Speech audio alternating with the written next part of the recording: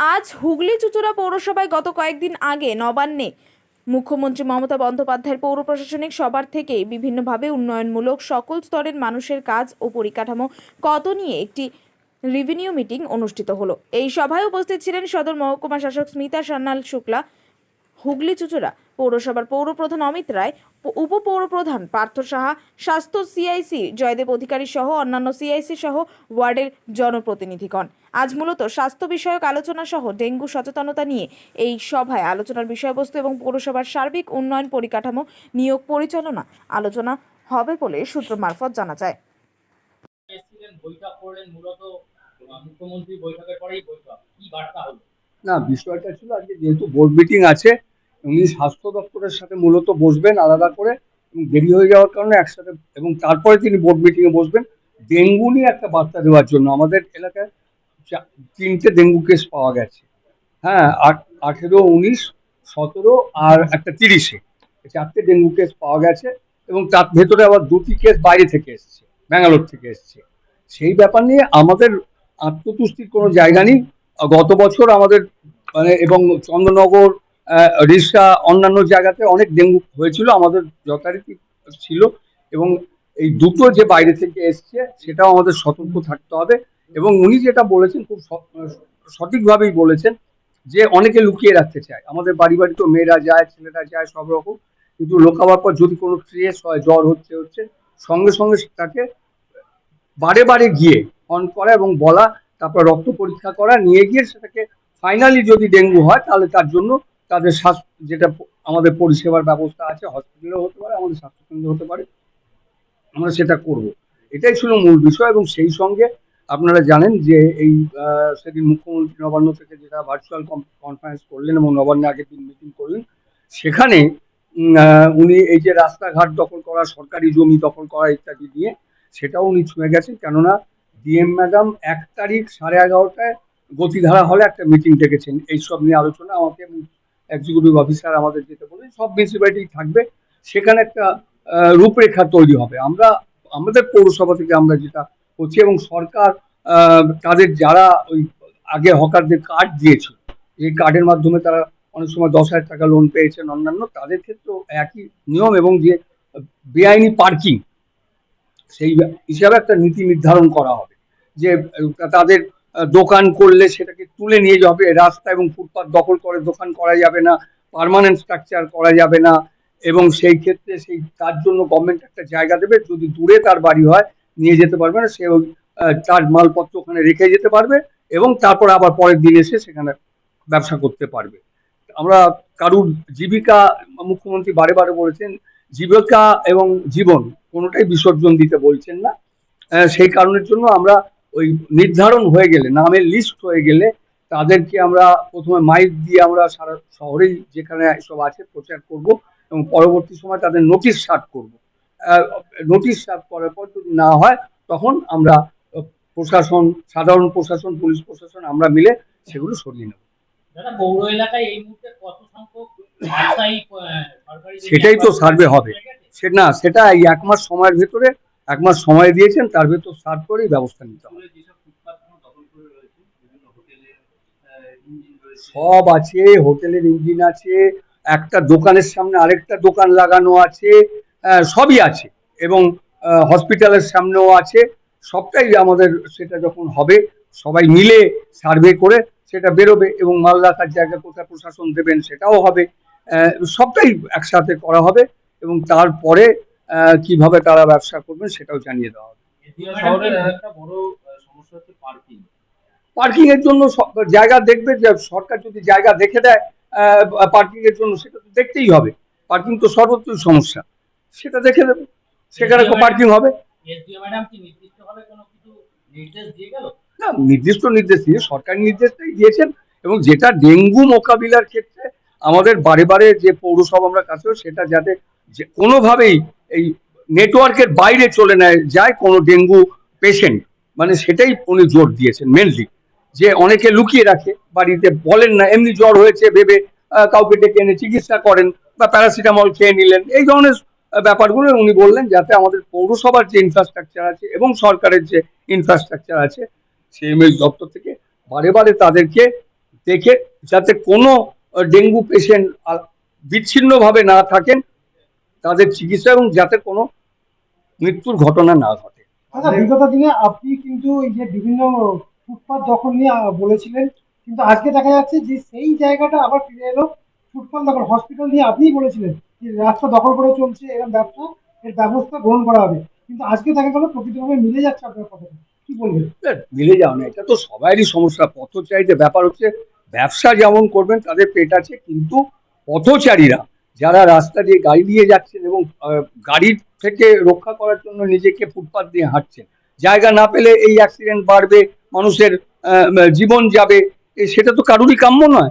সেই কারণেই সরকার সেটা যখন সিদ্ধান্ত নিয়েছেন, মাননীয় মুখ্যমন্ত্রী নিজে উদ্যোগ নিয়েছেন এবং পরের দিন মিটিং করে উনি এমনভাবে বলেছেন যাতে কারুর অসুবিধা নয়, ব্যবসাও করবে, পথচারীরাও চলবেন, গাড়ি ঘোড়াও যাতায়াত করতে পারবে এবং পার্কিং এর জন্য বিকল্প ব্যবস্থা করতে হবে। সবটাই আমরা এই 1 মাসের ভেতরে উদ্যোগ নিয়ে যেটা করার সেটা করব। সবটাই আইডেন্টিফাই হবে সরকারের পক্ষ থেকে। যে দপ্তর যাদের কার্ড করে দিয়েছিল সেই দপ্তর উনি মিটিং এ ক্যাটাগরিক্যালি বলেছেন, তারা তাদের আইডেন্টিফাই করবে কারা হকার। সেই আইডেন্টিফিকেশনের পর আমরা মাইকিং করবো এবং তাদের নোটিশ দিয়ে তারপরে ব্যবস্থা নেবো। তাতেও যারা শুনবে না তখন ব্যবস্থা নিতে হবে। না, পৌর এখন মিটিং না হলে ডিএম ম্যাডামের পক্ষে কারা প্রশাসনের পক্ষে থাকবেন, কারা পুলিশের পক্ষে থাকবেন এবং কারা পৌরসভার পক্ষে থাকবেন, সে মিটিং এর পর ঠিক হবে। শুধু তো একা পৌরসভার একটা কাজ নয়। সতর্কতা করার জন্য সমস্ত কাউন্সিলরদের সাথে, স্টাফেদের সাথে সমস্ত মিটিং করা হলো এবং যাতে সব রকম ভাবে পরিষ্কার পরিচ্ছন্নতা কিরকম ভাবে ভালো করে রাখা যায়, কোথায় কোথায় ময়লা জমা, জল জমা এবং বাড়ি বাড়ি ভিজিট করে সেগুলো জ্বরের সার্ভিলেন্স করা। সিএমওইচ অফিস থেকে ডিটিও সাহেবও ছিলেন এবং সেটা নিয়ে একটা মিটিং করা হলো। তো আর বাকি হেলথ রিলেটেড যা যা সমস্যা আছে সেটা নিয়ে একটু ছোটখাটো একটা অ্যাওয়ারনেস করানো হলো। ম্যাডাম, এটা কি পুরো পৌরসভার ক্ষেত্রেই হবে না সার্বিক অন্য পৌর নিগম বা অন্য পৌরসভার ক্ষেত্রে একই নিয়ম নিতে হবে? এখন আমি তো বাকিদের ক্ষেত্রে বলতে পারবো না, আমার আন্ডারে 2টো মিউনিসিপ্যালিটি আছে, তো আমি 2টো মিউনিসিপ্যালিটিতে আলাদা করে বসবো, ব্লকগুলোতেও বসবো, যাতে এই যে সামনের যে মনসুন সিজন আছে, তো এই মনসুন সিজনে যাতে কোনো রকমের আমাদের টার্গেট থাকবে যে যদি বাই চান্স ডেঙ্গি হয়েও যায়, যেন কোনো রকমের সেটাকে কোনো কেস ম্যানেজমেন্টের দ্বারা আমরা কোনো ভালো করে সুস্থ করে উঠতে পারি এবং তার আগের প্রিভেন্টিভ আর কিউরেটিভ দুটো তো জিনিস হয়, তো প্রিভেন্টিভটা দেখাটা আমাদের দরকার, আর কিউরেটিভ পার্টটা অবধি যাতে না পৌঁছয় সেই জিনিসটা আমাদেরকে সতর্ক থাকতে হবে যে প্রিভেন্টিভ করার মেজার্স গুলো যেভাবে নেওয়া সম্ভব সেটা যদি আমাদের অ্যাডমিনিস্ট্রেশনের তরফ থেকে আমরা চেষ্টা করব নেওয়ার, তো যাতে কিউরেটিভ পার্ট অবধি সেটা না পৌঁছায়। কিউরেটিভ যদি পৌঁছায়ও তাহলে ডাক্তাররা কিভাবে সে কেস ম্যানেজমেন্ট করে তাকে সুস্থ করে তাড়াতাড়ি বাড়ি ফেরাতে পারে আর কি, তো সেটা তাদের দেখার ব্যাপার আছে, তো সেটাও দেখে নেবে তারা। সব রকমের যেটা আমাদের ভিলেজ রিসোর্স পার্সন আছে, ভেক্টর কন্ট্রোল টিম আছে, সেটা বাড়ি বাড়ি ভিজিট করা, সেখানে গিয়ে গিয়ে দেখা যে কোথায় কি ইয়ে আছে, জল জমে আছে কিনা, জলের স্যাম্পল কালেক্ট করা, মানুষকে অ্যাওয়্যার করা, তো সেখানে সেখানে কোথায় কোথায় থাকতে পারে, লার্ভার পাওয়া যেতে পারে, সেখানে ইমিডিয়েটলি অ্যাকশন নেওয়া। তো এই বিভিন্ন ইয়েগুলো আছে, স্কুলে আইসিডিএস সেন্টারগুলো পরিষ্কার রাখা, মার্কেট থেকে ক্লিনিং করা, মানে মোস্টলি ক্লিনিং এর কাজটা, এবং সেখানে স্যাম্পল কালেকশন, টেস্ট, জ্বর হলে পরে ইমিডিয়েটলি টেস্টিং করা, তো সেইগুলোকে আমরা ইমিডিয়েটলি ফোকাসে রাখছি আর কি। আর কিছু বলবো না আমি এটা নিয়ে, আমি কিছু আর কোনো কথা নয়, প্লিজ, থ্যাংক ইউ। মাননীয় মুখ্যমন্ত্রীর নির্দেশ মতো আমাদের সুডার পরিচালনায় যে আমরা ডেঙ্গু অভিযান করি, তার সাথে সাথে সিএমএইচ আমাদের সঙ্গে অ্যাটাচ আছে। হুগলি জিলা মিউনিসিপালিটি আমাদের স্বাস্থ্য দপ্তরের তরফ থেকে যেসব ডেঙ্গুর ব্যাপারে আমরা যেগুলো বিভিন্ন ওয়ার্ডে যে পর্যালোচনা করছি, যেভাবে অ্যাডভার্টাইজমেন্ট করছি, প্রচার করছি, আমরা 5টা দফায় আমরা সেগুলো বাড়ি বাড়িতে যাচ্ছি। আমাদের হেলথ ওয়ার্কার আছে, আমাদের বিবিসি সুপারভাইজার আছে, আমাদের ভলেন্টিয়ার আছে, আশাকর্মী আছে, সমস্ত দিক থেকেই আমরা, এবং যারা ওয়ার্ড সহায়িকা আছে, মিউনিসিপালিটির নিজস্ব স্টাফ, তারা সবাই মিলে যে বাড়ি বাড়ি আমরা একটা ভিজিট করি, সেখানে আমরা কিভাবে এবারে মেটেরিয়ালগুলো বাড়ি থেকে স্ক্র্যাপ কালেকশন করছি, তার সাথে সাথে এবং প্রত্যেকটা বাড়ি গিয়ে জিজ্ঞেস করা হচ্ছে আপনাদের জ্বর সর্দি কাশি আছে কিনা, কারো জ্বর হয়েছে কিনা।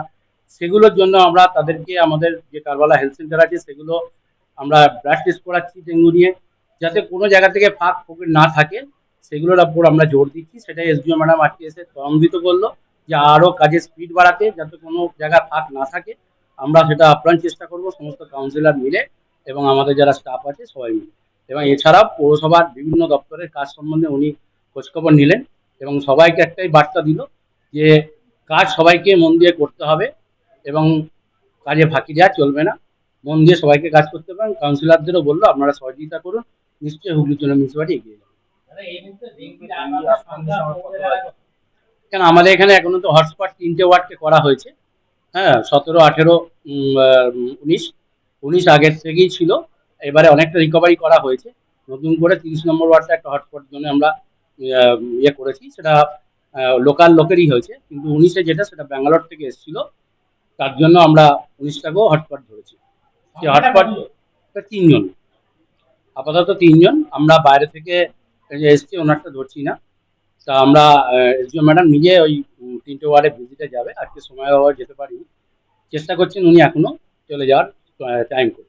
হটস্পটটা কিভাবে বাড়ছে, মানে একজন হলে হটস্পট? হ্যাঁ, আমরা হটস্পটটা এই কারণে পাচ্ছি যে যেহেতু উনি আক্রান্ত, ওনার থেকে যাতে আরো পারিপার্শ্বিক না ছড়ায়, সেই জন্য আমরা সেই জায়গাটাকে হটস্পট বলছি এবং সেই জায়গাটাকে আমরা ব্যারিকেড করে রাখার চেষ্টা করছি।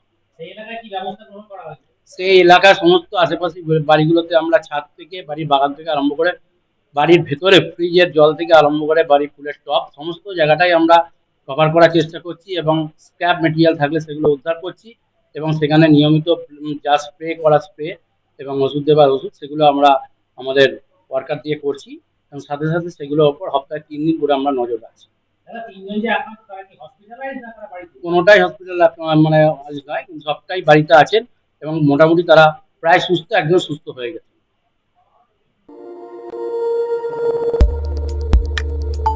আমাদের সাথে থাকুন এবং দেখতে থাকুন নিউজ প্রাইম টাইমস, আপনাদের সাথে আপনাদের পাশে।